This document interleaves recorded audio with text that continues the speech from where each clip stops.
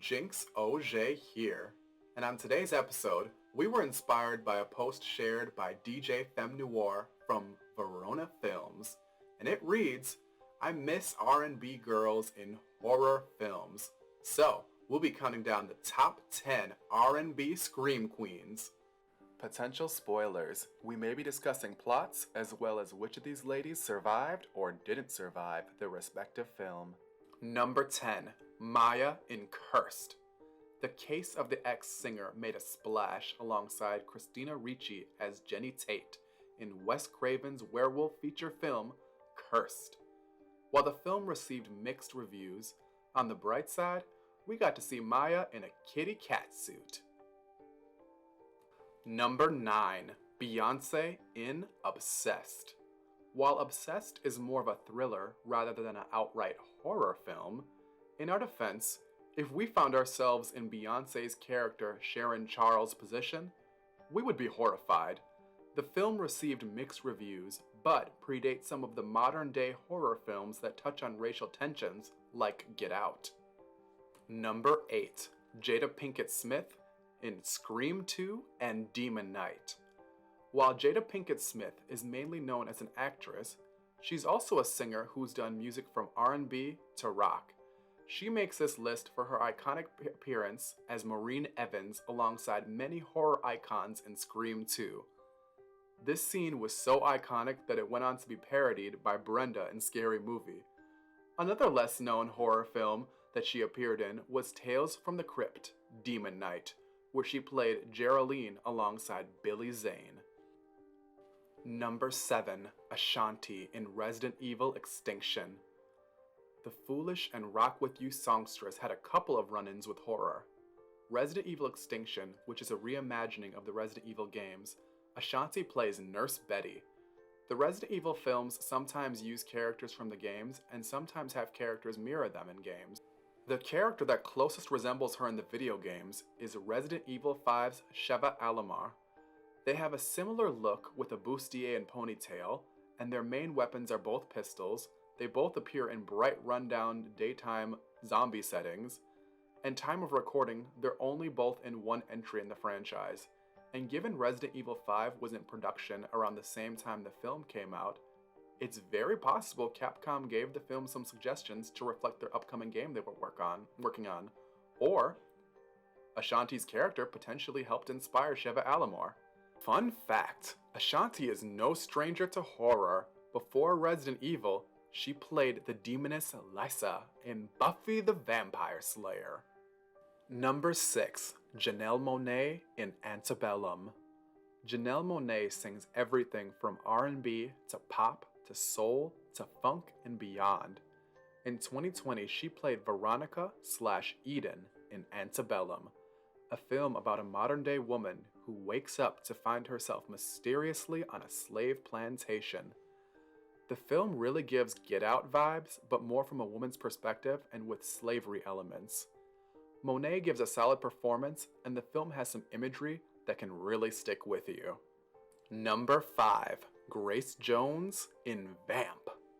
Grace Jones is another singer that sings in many different genres, from R&B to disco to pop to reggae and beyond.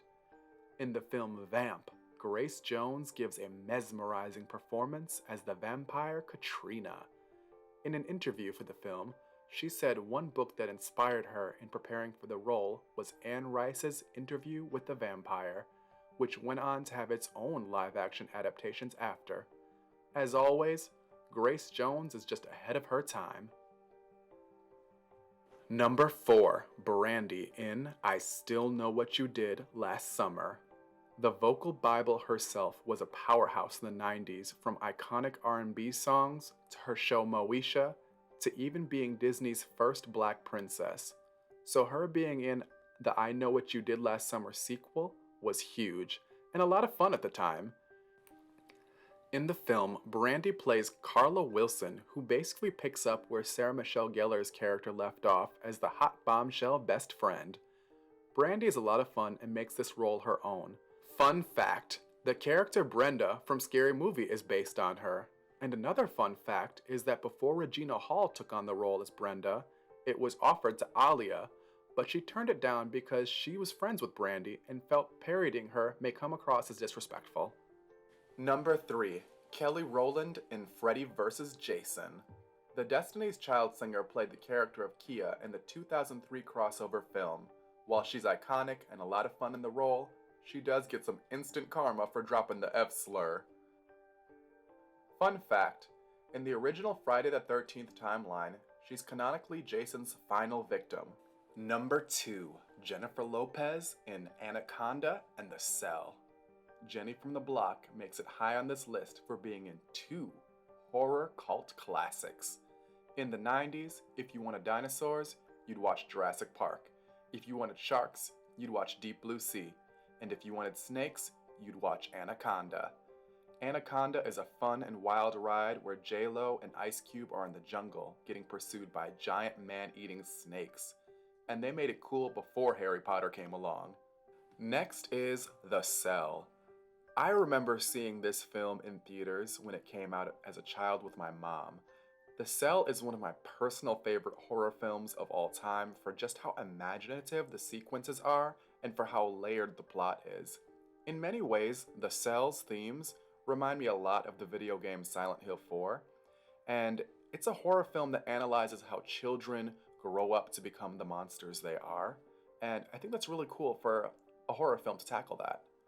Before we reveal our number 1 pick, do all the YouTube things for the algorithm. Like and leave a comment and subscribe and hit the bell, because you know I'm into that sort of thing.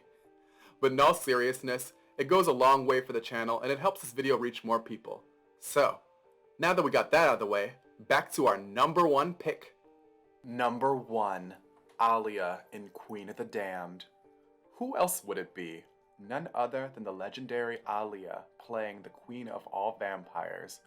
While this sequel to Interview with the Vampire tries to condense the plot of 2 books, The Vampire Lestat and Queen of the Damned, into one film, Alia manages to carry the film with her otherworldly performance as Akasha.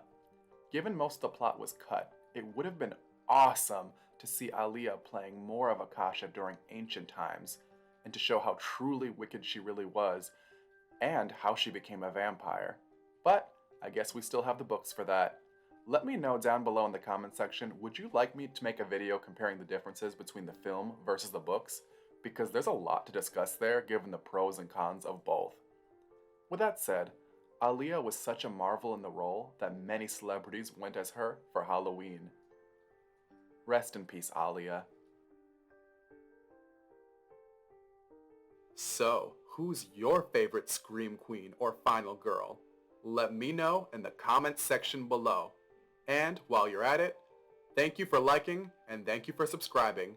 Me, Jinx, signing out, and happy Halloween.